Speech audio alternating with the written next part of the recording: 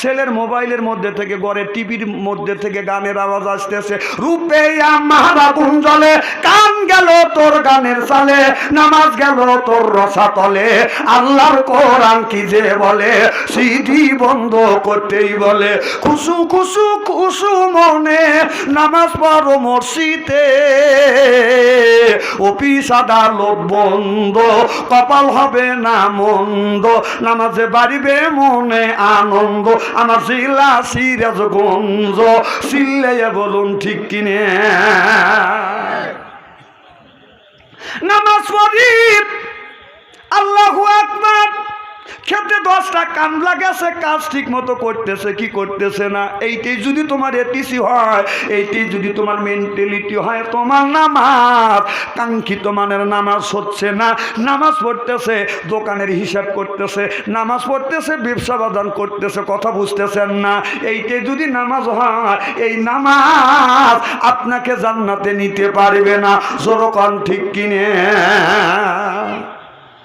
হযরতে তালহা নামাজ পড়তেছে, ইতিমধ্যে একটা সাপ এসে আপনার ওই একটা ছোট বাচ্চাকে জড়া ধরছে, আপনার তার বউ চিল্লা পাল্লা করছে, এলাকার মানুষ আসিয়া সাপটাকে বাঁধান ওই ছেলের হাত থেকে বাঁধান মুক্ত করিয়া সাপটাকে বাঁধান মেরে ফেলছে। হযরতে তালহা ডানের থেকে বামে সালাম ফিরে বলতেছে, এত মানুষ কেন? কয়, ও আমার পানের স্বামী, আপনি জানেন না ছোট বাচ্চাকে একটা সাপ এইরকম করে পেঁচা ধরেছিল, আমি চিল্লা পাল্লা করেছি, এলাকার মানুষ আসছে, এই সাপটাকে আপনার এই ছেলের হাত থেকে মুক্ত করছে, করিয়া এই সাপটাকে মেরে ফেলছে, আপনি কি জানেন না? হযরতে তালহা দেখে দেখে বলতেছো, আমার পানের বিবি, আমি যখন নামাজে দাঁড়াই আপনার পিছনে কি হয়, আমার কানে এই গুণী ঢোকে না, আমি নামাজ পড়ি আমার আল্লাহর জন্য, আমার এই ভাগ্যর প্রতীক কপাল আর মর্যাদার প্রতীক নাকটা আমি আল্লাহর কুদরতি পায়ে দে, আমার বডি থাকে হলো যায় নামাজের উপরে, আর নাকার কপাল যায় আল্লাহ পায়, আমি তালহা আমার মন চলে যায় আল্লাহর আরশে আজিমে, চিল্লাইয়া কোন সুবহানাল্লাহ। তাদের নামাজ আর আমাদের নামাজগুলো দেখে, তাদের নামাজের ভিতরে খুশু খুশু ছিল, আমাদের নামাজের মধ্যে খুশু খিসু ছিল না। এরপরে বাদান ওই যে গায়ান বাজা শুনছে, শোনার পরে আপনার বেটার বউকে বলতেছে, বৌমা ওই গায়ান হান দেন ভালোই তো লাগে। কয়, কবে? কয় যে ওই দিন আসরের নামাজ যখন আমি পড়তেছিলাম, ওই যখন ওই সময় ওই নামাজের সময় যে গায়ানটা দিছে ওই গায়ানটা দেও না। হাসেন না, হাসেন না, ব্যাপারটা হয়েছে কি? ব্যাপারটা হয়েছে কি?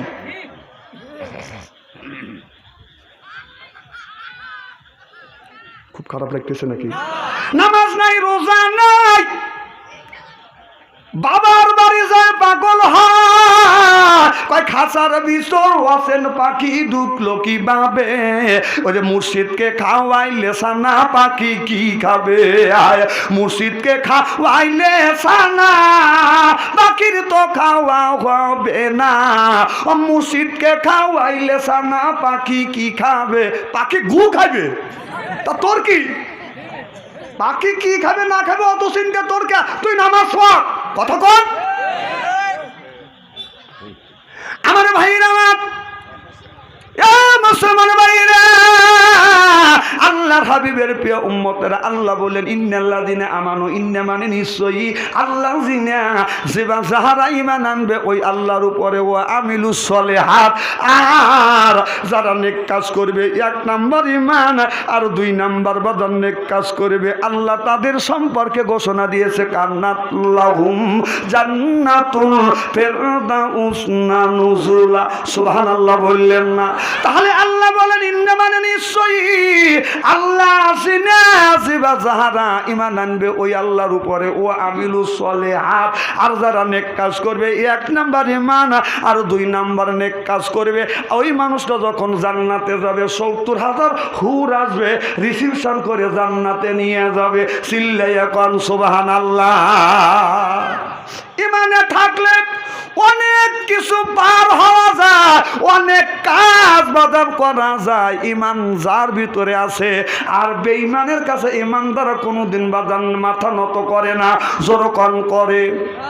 আমার ভাইরা আমার,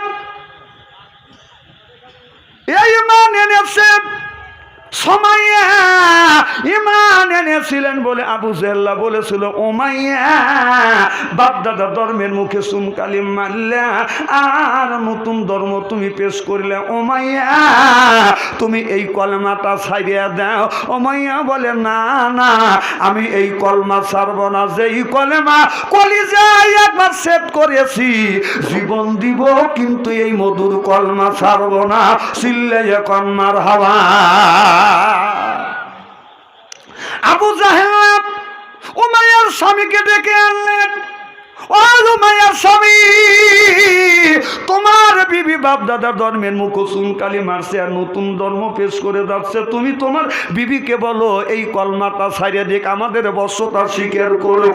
উমাইয়ার স্বামী বললেন আমার বিবির ইসলাম ভালো লেগেছে আর আমার বিবি ইসলাম গ্রহণ করেছে, আমি তাকে নিষেধ করতে পারবো না।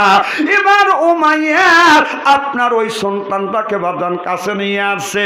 এবার আবু জেহেল্লা উমাইয়াকে ছেলে সন্তানের সাথে মানুষকে দাবাত করে করে এনে বাদান একত্রিত করবার পরে শত শত মানুষের সামনে, একটা ছেলের সামনে, তার ছেলের সামনে, স্বামীর সামনে হযরত উমাইয়ার কাপড় টেনে টেনে বাদান খুলিয়ে একেবারে উলঙ্গ করে ফেলেছে। উমাইয়া এখনো সময় আছে, তোমাকে বেজ্জতি করব না, তুমি কলমা ছাড়িয়ে দাও। উমাইয়া বললেন আমারে বেজ্জতি করলে কোনো লাভ হবে না, যেই কলমা পড়ছি আমি জীবন দিব কিন্তু ঈমান দিব না। জোরকন সুবহানাল্লাহ।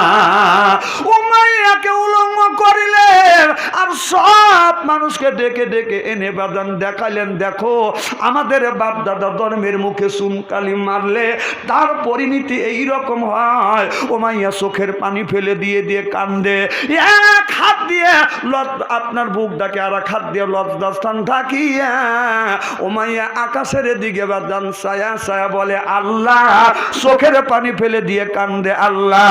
আবু জেহেল আমাকে উলঙ্গ করিয়া সব মানুষকে দাবাত করে করে দেখাচ্ছে, ডেকে ডেকে দেখাচ্ছে, আল্লাহ কেউ তো তোমাকে দাবাত করলো না, কেউ তোমাকে ডাকলো না, আমি উমাইয়া তোমারে ডাকতেছে, আল্লাহ দেখে যাও তোমার উমাইয়ার এই দুরবস্থা। আয় আল্লাহ আমারে বেজ্জতি করছে, তারপরেও আমি উমাইয়া ঈমান দিব না। জোরকন সুবহানাল্লাহ।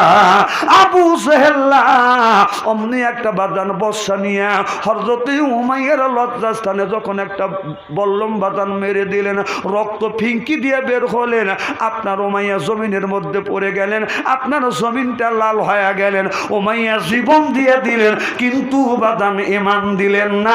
ইন্নাল্লাযিনা আমানু, যার ভিতরে বাদান একটু ঈমান আছে ওই লোকটা বাতিলের কাছে কোনোদিন মাথা নত করে না। চিল্লাইয়া কম ঠিক কিনে।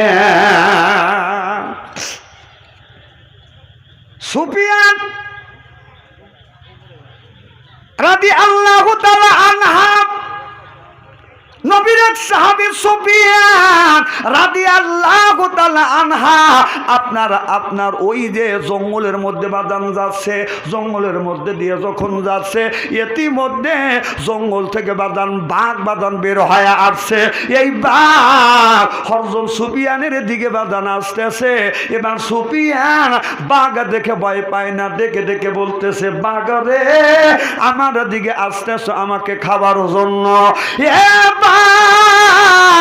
টাকা দেখ, আমার কাছে একটা লাইসেন্স। সুবহানাল্লাহ বললেন না? সেই লাইসেন্সটা কি? আরো জোরে, জোর হইল না। শোনেন, ইদানিং আমার একটা বদলাম হয়ে গেছে, বলবো কি? সেই বদলামটা হচ্ছে আমার মাহফিলে আইসা যারা জমে তারা কিন্তু বেশি দিন বাঁচে না। যারা জমবেন অল্প দিন একাল মারা যাবেন, এই দোষ সভাপতির উপরে আমার উপরে চাপাইতে পারবেন না। হিসাব করে শোনেন, চাষটালে ঘন্টার পর ঘন্টা বসে থাকে, জুমনি আসে না। আর কোরআনের মাহফিলে আসলে জুমনি আসে, তার মানে কি? মরা সামনে মৃত্যু। একটা কথা মনে পড়ে গেছে, বলবো কি? রাগ তো করবেন না।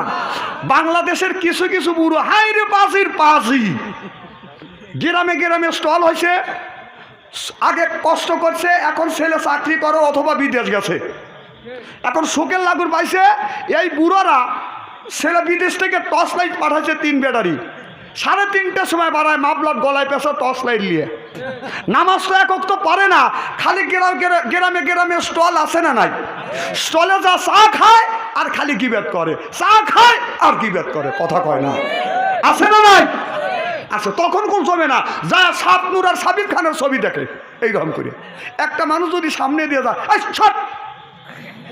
কথা কয় না, কথা কয় না, ওখানে কোন জমে না, বড় বড় চোখ করে তাকা থাকে। আর কোরআনের মাহফিলে আর মসজিদে গেলি জমে। দেখেন আগামীকাল জুমাবার দেখবেন ইমামের সামনে যা ইমাম বাংলা খুতবা দিবে, কিছু শুনবে, ও জমবে, হ্যাঁ জুমায় আর বলে খুতবা থো, খুতবা থো, কথা কয় না, কথা কয় না, ও কি বুঝায় জুমে আর খুতবা থো?